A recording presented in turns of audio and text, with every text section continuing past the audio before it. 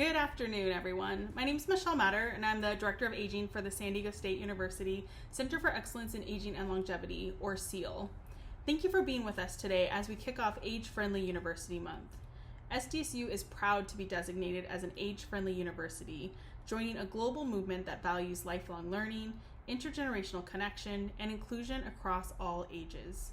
This designation reflects SDSU's broader vision of reimagining aging through research, education, and partnerships that support people across the lifespan. Today, I'll be sharing insights from our intergenerational housing research, exploring how shared living environments can reduce isolation, improve well-being, and strengthen community.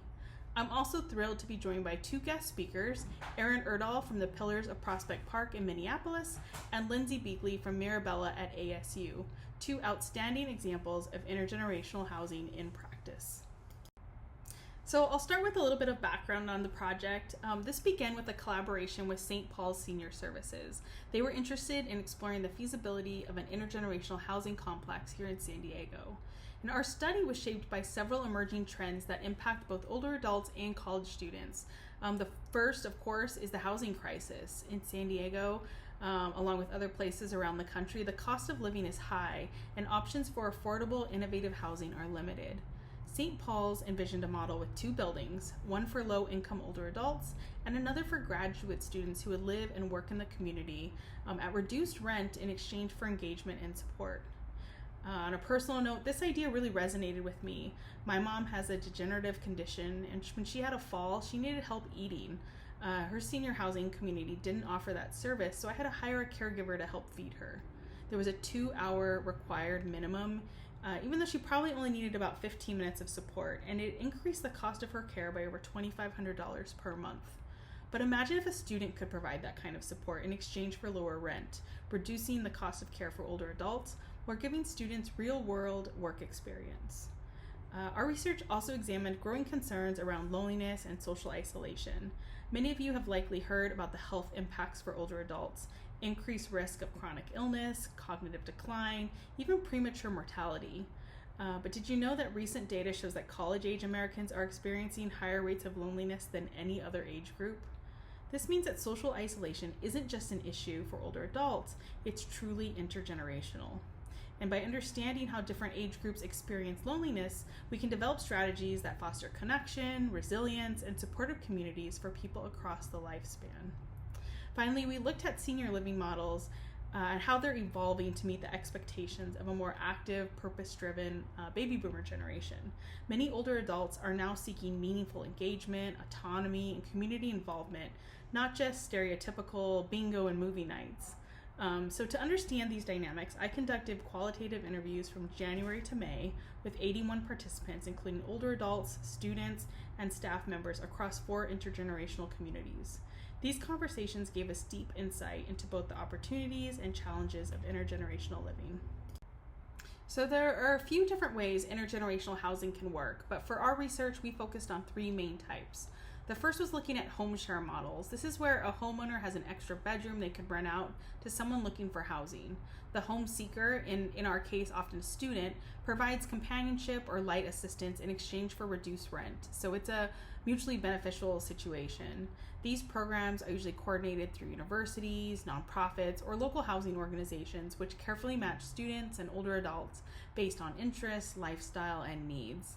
A typical arrangement might have a student helping with technology or running small errands, maybe assisting with household tasks for a few hours each week. But beyond the practical help, both residents and students often find friendship, support, and connection. What I love about this model is it's so simple and scalable. It doesn't require new buildings or major infrastructure. It uses existing housing stock to meet 2 pressing needs: affordable rent and safe social living for older adults. And so even short-term or part-time arrangements have been shown to create lasting friendships and improve well-being for both generations. There's also the senior community cohabitation model. In this setup, students actually live inside of a senior living community. In exchange for reduced rent, they volunteer a certain number of hours each month, which encourages daily interaction, mentorship, and mutual support. Students might help residents with technology or accompany them on outings. They might lead small work groups or even just hang out during meals. Meanwhile, older adults can share their life experience, they can offer career advice and guidance. They create relationships that benefit both sides. The key difference here is that students are really integrated into the rhythm of daily community life. This isn't like a one-off volunteer shift.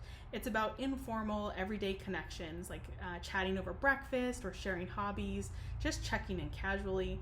This is what builds trust and a true sense of belonging. And then finally, university-based retirement communities. These are usually located on or near a college campus, and they focus on lifelong learning and engagement. Older adults can typically take classes, participate in campus events, and they can share their expertise with students. Lindsey will dive into this model in a little more detail later in this presentation, but taken together, all three models show a bigger shift from age-segregated living to age-integrated communities, designing spaces where generations connect, learn from each other, and support one another instead of living separately. In the research, the first area we focused on was resident experience and well-being. One of the older adult participants said something that really struck with me. She said, "Sharing my community with students has given me a renewed sense of purpose. Their curiosity reminds me that we all have something to learn from each other, and we support each other in ways I never imagined." I really love that quote. It just captures the spirit of what we saw in these communities. From our interviews, there were 4 key themes that kept coming up. The first was a sense of belonging.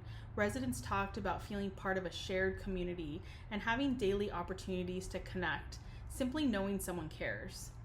The second was enhanced well-being. So social interaction wasn't just enjoyable, it actually had measurable benefits for both mental and physical health.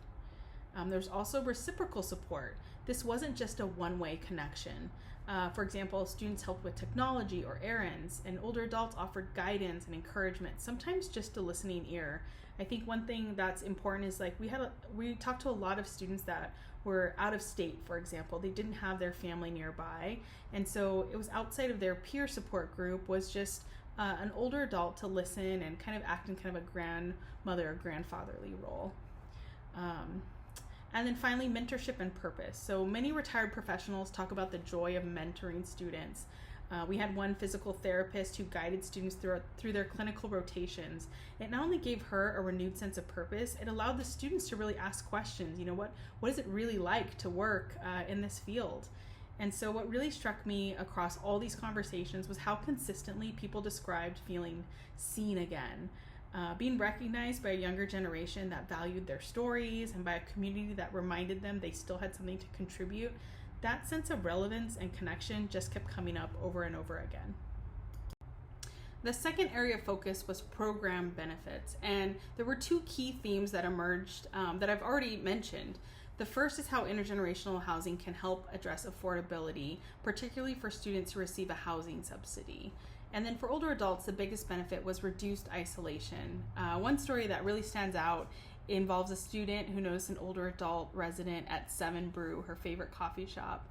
She struck up a conversation and eventually invited the resident to go to coffee together. And over time, these morning coffee meetups became a regular routine and grew into a meaningful friendship. So I just think this highlights how simple everyday interactions can foster connection. Engagement was another benefit, such as shared meals or social events. These activities foster community and connection.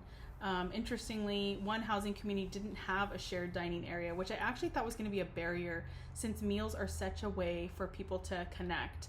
But instead, it inspired other creative ways. For example, they did a monthly potluck. They would sign up and they'd meet on a Saturday and all bring a dish, and they'd talk about those dishes. We also saw in that community that older adults invited students to their apartments for cooking lessons and recipe sharing. There was one woman who shared that she loved making chicken noodle soup and invited some students to come and see how she cooked this. And what she thought would be a one-time event ended up being a regular occurrence. And then finally, a lot of the residents and students went out to local restaurants together. So they weren't just staying in those walls, but really getting out and being part of that community. I think it's also important to point out that students mentioned they have different schedules, so they aren't always available when meals are served at specific times at senior living communities. Our study also explored barriers that can limit the success of intergenerational housing programs. The first is generational stereotypes.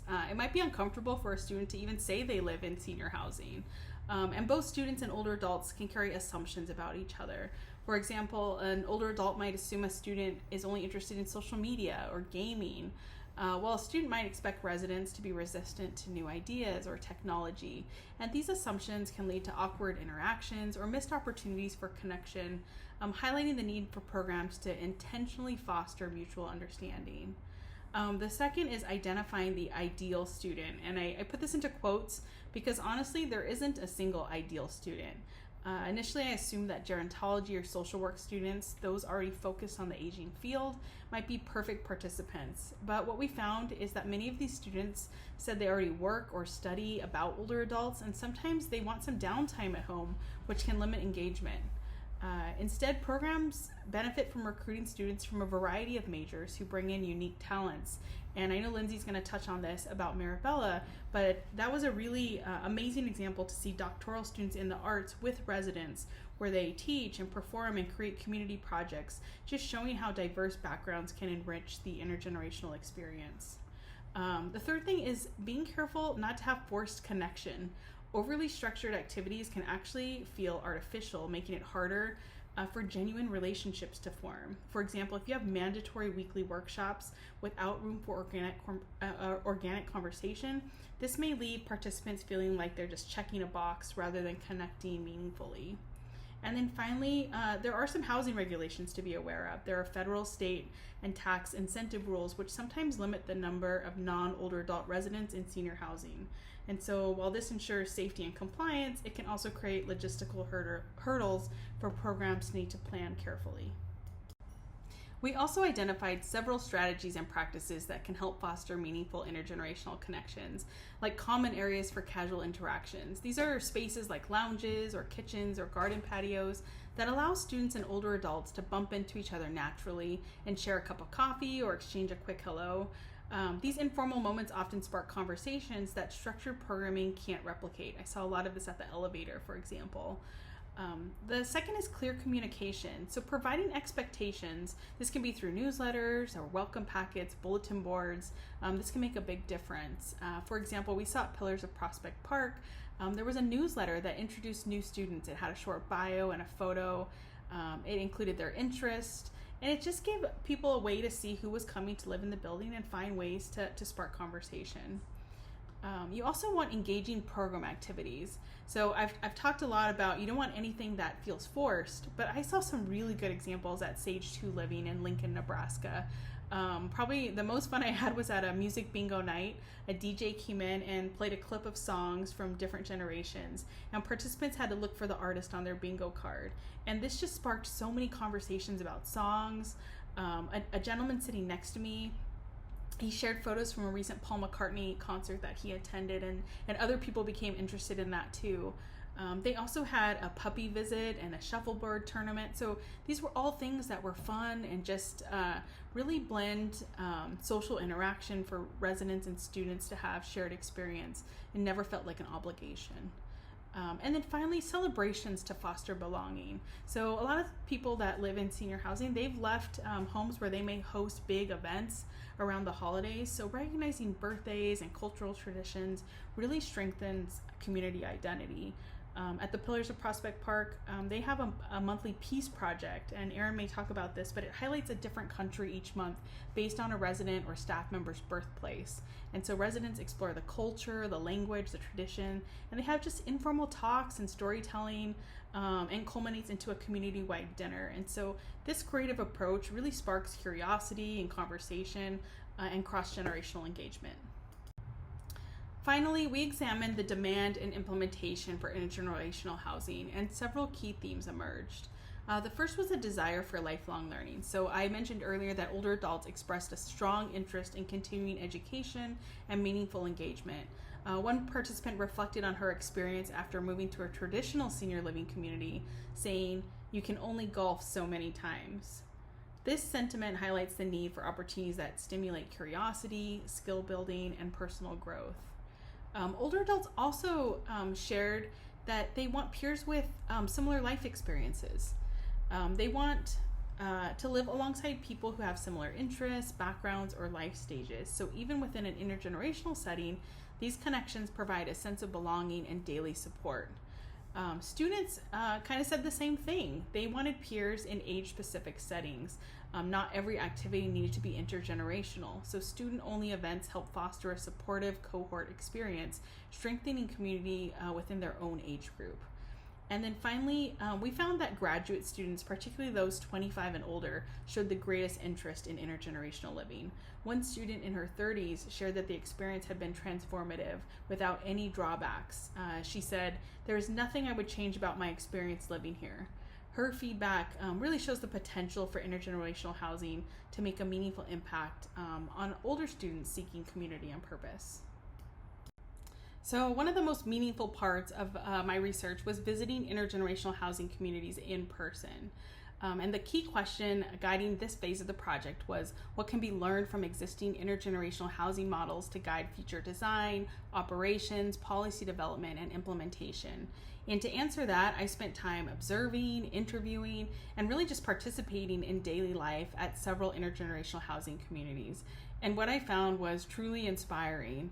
And just to give you an example, this is a photo of me at a University of Minnesota basketball game, getting ready to perform with Goldie's senior squad from Pillars of Prospect Park.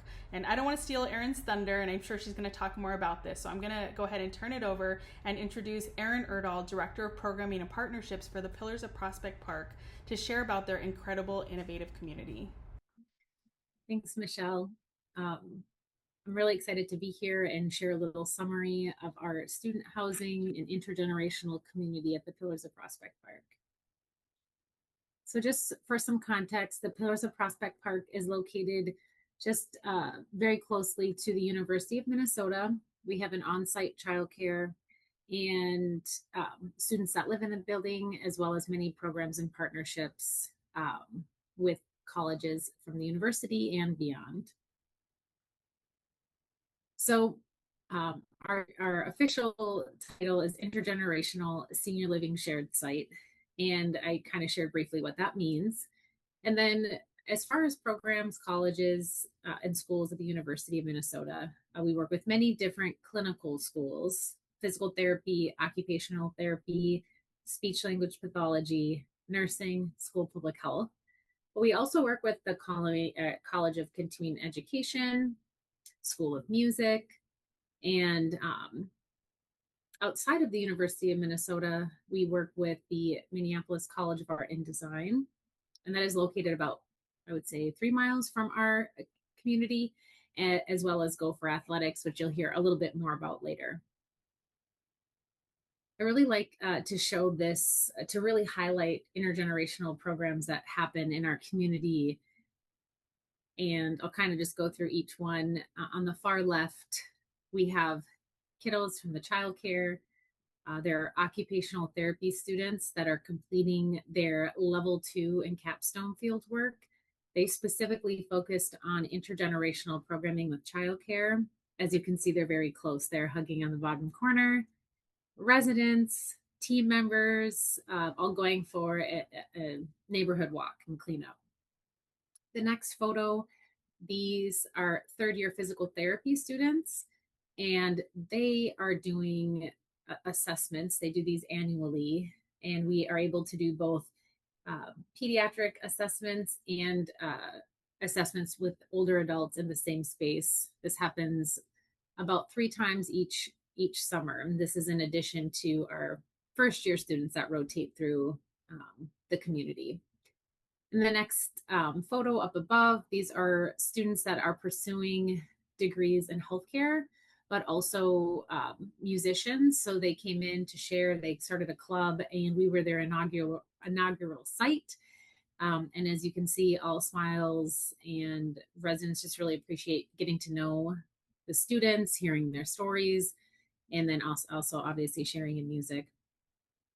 And the bottom photo shows a really fun and energetic scavenger hunt, complete with kiddos from the childcare who visit in the community, in our Dimensions or memory care community every day. And then we do special programs and events with the kids and residents throughout the community. residents also volunteer in the childcare. And the two students are, like I was sharing in the earlier photo, occupational therapy students, focusing solely on intergenerational programming and how to help support and engage older adults and children in that. And I have a personal connection. My little guy is in the corner. So also from a team perspective, having the intergenerational opportunity for my son to be in the program was just really a gift. And then in the final photo to the right or left, depending on how you're seeing it, this is one of the programs with the Minneapolis College of Art and Design. These students are pursuing a minor in teaching, and here they're doing a very hands-on collage session. And what I really like about some of these student programs is they're able to offer small group programming or smaller ratios. We have a very large community, and so the ability to offer those programs, we track attendance, and residents that participate in smaller group programming or one-to-ones are more likely to participate in larger group programs following those interactions. So this is really just a big snapshot of how many student hours, different resident participation. So this is just with the University of Minnesota students. So this does not include the childcare. Including the student residency program, we have thousands of hours of engagement. And what's really neat is as these programs have built, it's created new connections, new ideas for programs, and then also really this collaboration where new programs are cultivated by residents and student participants. Our student residency program, we have 11 students living in the building. They come from a variety of backgrounds and pursuing different degree programs. And just a few highlights. It's been fun. Students can live in our community for 1 academic year, 3, 4. We have one student that is just entering her 4th year. And as they have gotten to know the community, their programs, I feel like, are really tailored and created with residents. For example, one student hosted, she's a medical student, and she hosted a dermatology skin screening clinic. That wasn't anything we thought that would happen when we first started the program, but it was really well received. There were more participants than we could do. She was able to collaborate with the dermatology school and then bring in volunteers. So there were additional students that came in and helped. And then this photo is from a meet and greet panel with our resident psychologist and panel expert. And then we have an incredible student, Marcella, who learned about our program through a different partnership. She now lives in our building. She hosts Spanish conversations twice a week. And this group has grown, and they started with, maybe 50% of the class being presented in Spanish, and now it's all in Spanish. So it's been really fun to see that grow and her really take that on and build from that. One thing about the student program that is highlighted kind of at the bottom, the student program really helps add programming in the evening and on weekends. And students are able to join us for trips outside of our community and really support individuals that might not be able to join or maybe have limited access to some of those programs. And so it really provides an opportunity to focus on individuals that might not usually be able to participate in the same way. The Minneapolis College of Art and Design, we've been able to do some really fun projects. Just real briefly, this was a 4-week course. The Minneapolis College of Art and Design is really intentional about incorporating exposure to different generations to their first year students. And so this project was developed by a few professors and artists where residents and first year students took a class together over the course of 4 weeks. 2 of them were hosted in our community and 2 of them were hosted at MCAD, Minneapolis College of Art and Design. they created the creative prompt was to create a sculpture that simulates something that's holding or heavy or on your mind or kind of a weight for you. So they created hand weights. They made the hand weights, painted the hand weights, and then we closed with conversation and some movement. And one of our residents still uses her hand weights today. She brings them, so she shares the rest of the weights for everybody else. But it was a really unique program, and both our residents and their students had very, very positive interactions. And we have been able to do similar projects this year, and I'm excited to share those highlights at a later date and time.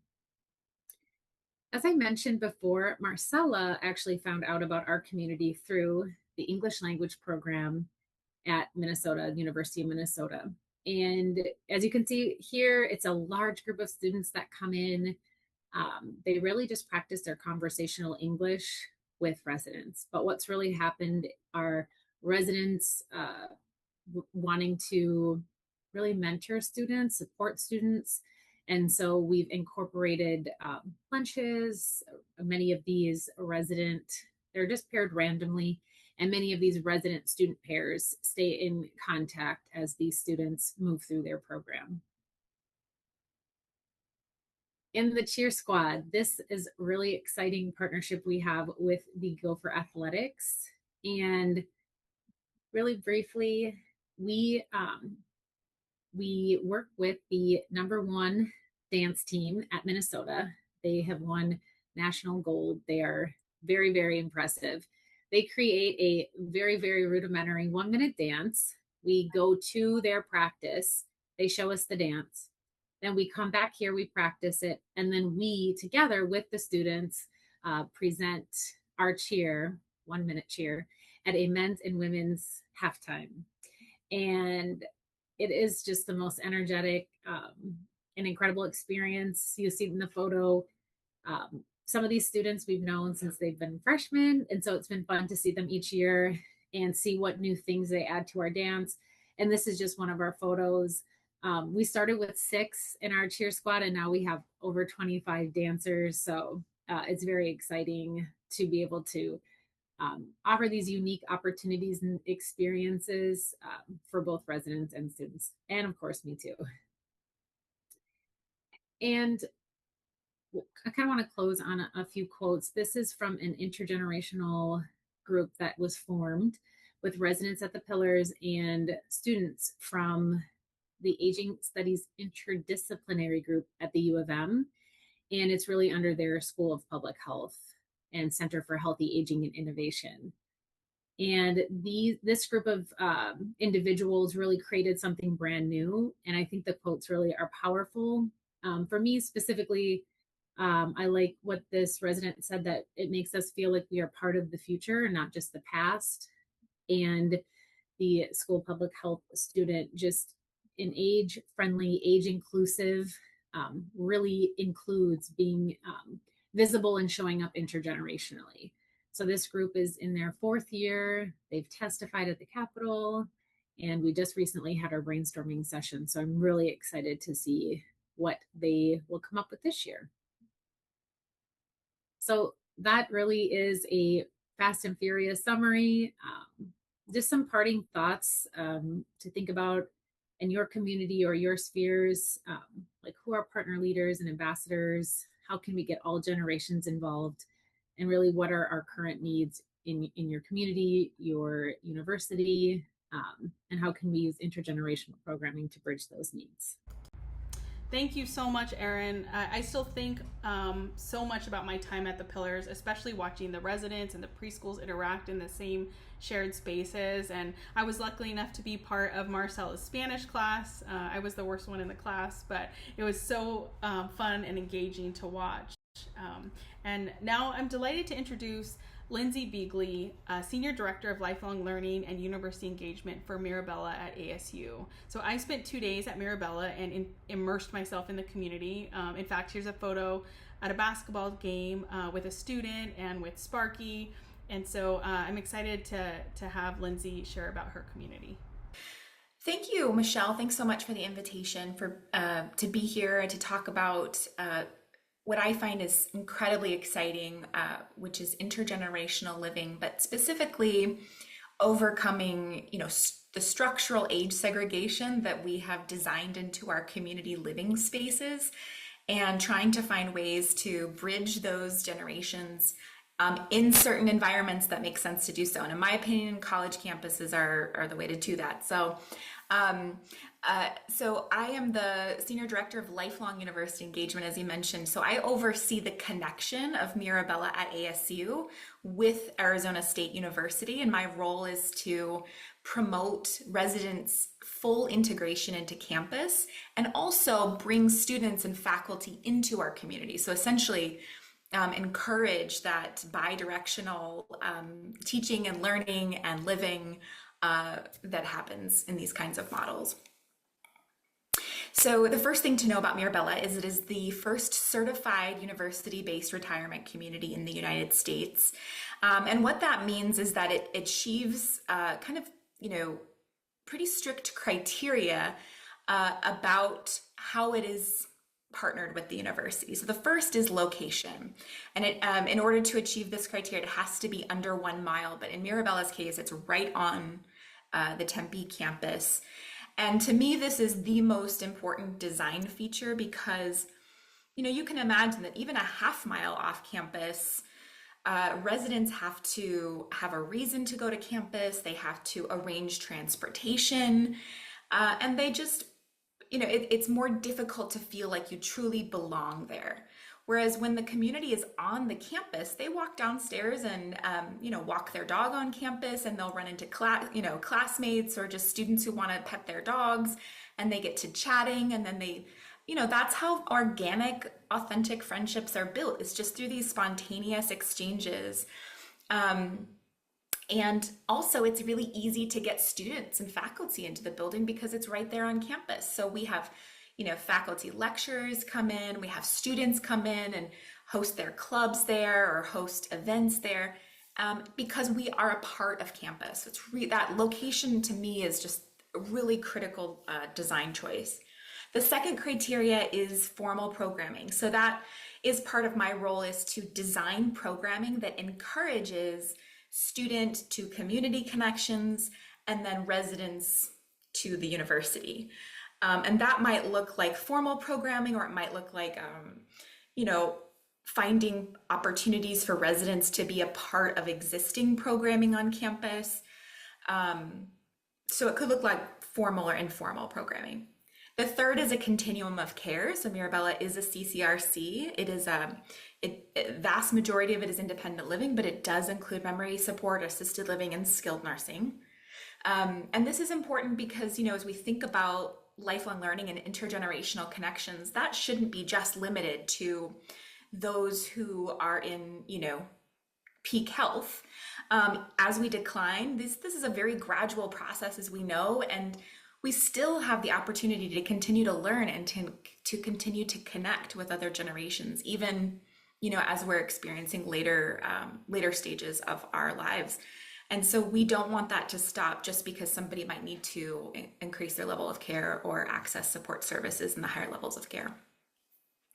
And then the fourth criteria is that there's a prior university affiliation. So at least 10% of our community members have some relationship to the university. And this is important so that the spirit of the university or the culture of the university is infused into the culture of the community, and that people feel excited about being on campus. People have a sense that they're indeed on a college campus with that vibrant campus life. That's a really important feature of this model. And then finally, and probably again, a really important one here, is that there is a documented university partnership, meaning the university and the senior living operator developer have a formal agreement that what they've built together is, that they both are invested in this project together. And that arrangement can look like a lot of different things, but in our case, it's a joint venture between Pacific Retirement Services and ASU Enterprise Partners. So I've got here just a a map of the Tempe campus for those of you not familiar with Arizona State University. And Mirabella is this black star right here. So you can see it's right on the northwest corner within walking distance of all of the arts and culture venues and the athletics venues. And so it really creates this cohesive experience between this retirement community and all of the other campus facilities. Just some quick facts about this community. It's a 20-story high-rise, so we've got 238 independent living, 17 assisted, 20 memory care, and 21 skilled nursing. And it's got lots of, beautiful amenities inside the building. We're about 90% occupied as of this summer, and our average age is 76. What I think is really interesting about this number is that, typically with a CCRC, you'd be hard pressed to see somebody in their 60s, right? Typically, people don't move into continuing care retirement communities until they've, something has changed in their life and this is, a necessary move. But what we're seeing is we have as many 60-year-olds as 90-year-olds. So a really, really wide spread of ages here, and people who are planning on on creating their arrangements now for those later stages. And until they need those higher levels of care, they get the access to all of the university. So we see really active, healthy folks moving into these communities and enjoying those intergenerational connections that are made possible by the community. The vast majority of the community members at Mirabella have at least a master's degree or higher, so really educated community, which is probably not a surprise. These are folks who have a nostalgia for their college years. And but important to note here is that the incoming cohort of retirees, baby boomers, are significantly more educated than previous cohorts of retirees. So I think we can confidently assume that as baby boomers enter into retirement and enter into those later stages, these are folks who consider themselves learners. These are folks who have a great deal of affection for their university experience and attribute it to their success in life. And I think there's an opportunity to connect these folks to younger students, students who are navigating learning in university for the first time and creating those connections around a shared love of learning. And I'll just kind of zoom past here, but the vast majority of our community members are not alumni of ASU, but they've traveled from all over the country, all over the world to experience this intergenerational and life-centered retirement lifestyle. As I mentioned, Mirabella is a joint venture between ASU Enterprise Partners and Pacific Retirement Services with a services agreement with the university to define those access and benefits for the residents. So they get to audit courses, they get to access the library, they get to go to arts and culture performances and athletics, and importantly, they get technology support, which ensures that they can participate meaningfully and fully in modern university courses, which are oftentimes technology enhanced.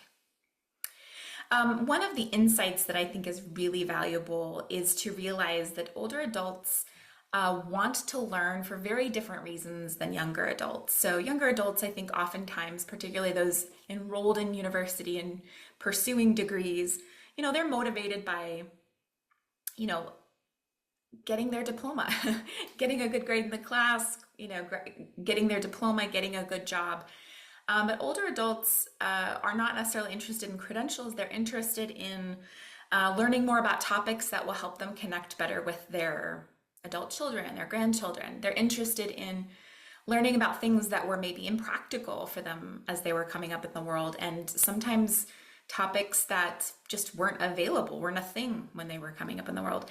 And I think also sometimes they take classes because in the topics they are experts in, but they want to see how it's being taught now. This is a picture of a resident and a student in a democracy, education for democracy class. So you can imagine this is a topic that really benefits from different generational perspectives and different life experiences. And I'll share that, one of the things I've heard from students is They really value hearing about how residents have navigated their careers and made lots of different choices and adapted to different, economic challenges in their lives.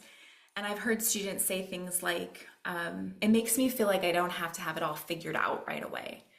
And to me, this is profound. This is like, if every student could understand that they don't have to have it figured out right away and that they just need to be committed to learning and adapting throughout their lives, then they're going to be okay. And that's precisely, I think, what older adults model in this situation is they are continuing to learn throughout their lives. They're continuing to adapt and to be curious about the world around them and pursuing learning opportunities. And that is the kind of mindset that I think younger people benefit from in terms of, being resilient, becoming resilient. So I think I get a lot of questions about, why do universities want to do these kinds of models? And I always share this slide because it helps us kind of check our assumptions that, we used to think of university learning as something you do at the beginning of your life, and then you launch into your career and you never look back. But the reality is we're living longer lives, and we have to continue to learn throughout our careers. We can't just assume that a 4-year degree will get us through a 60-year career.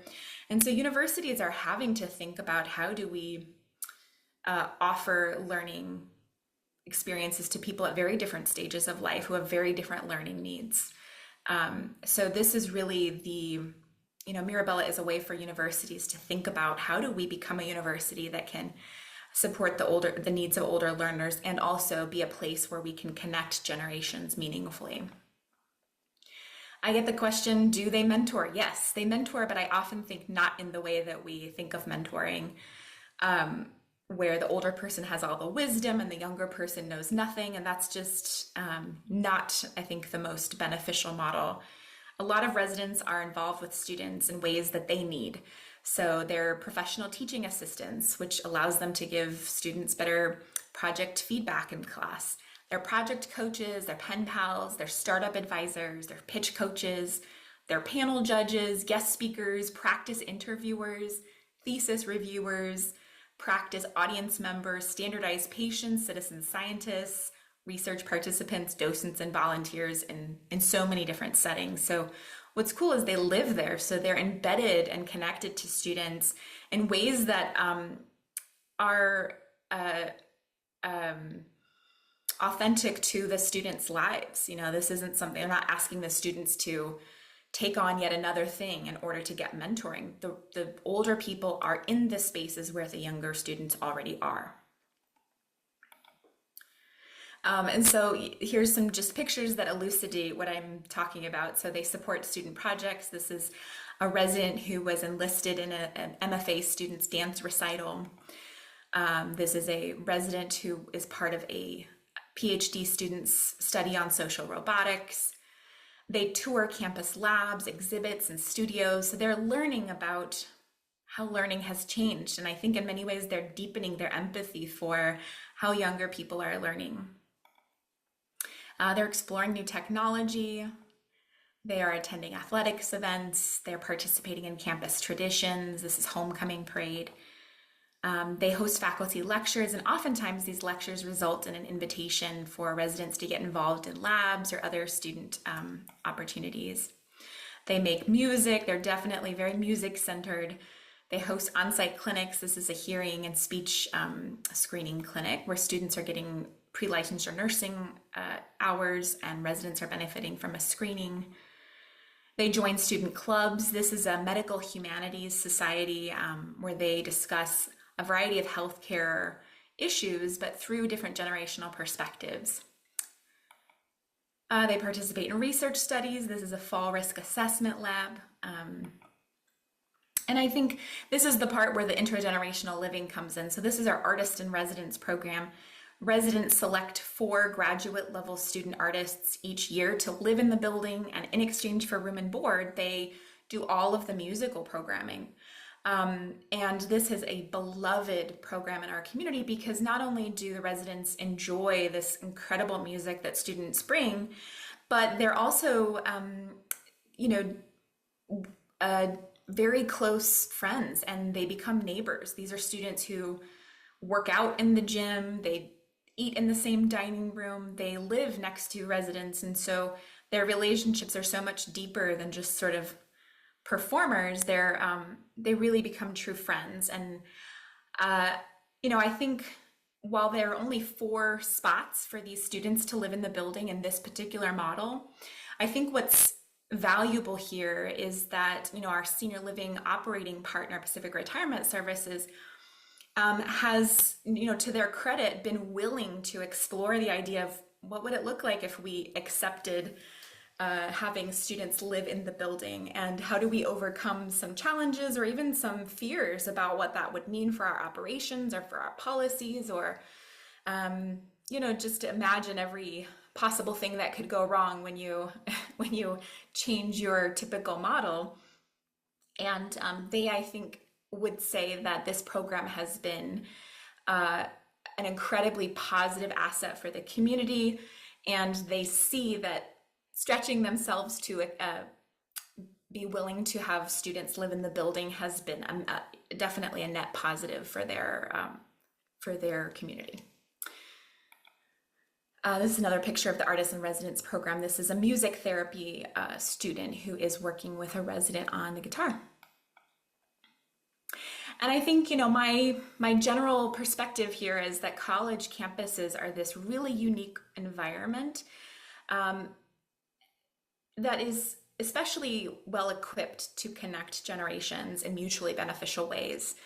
The organization Co-Generate promotes this idea that in order to connect generations, they need to have proximity, they need to have shared purpose, and they need to feel like they're partners. They need to feel like they both have skin in the game, that they both have interest and a reason to continue to meet.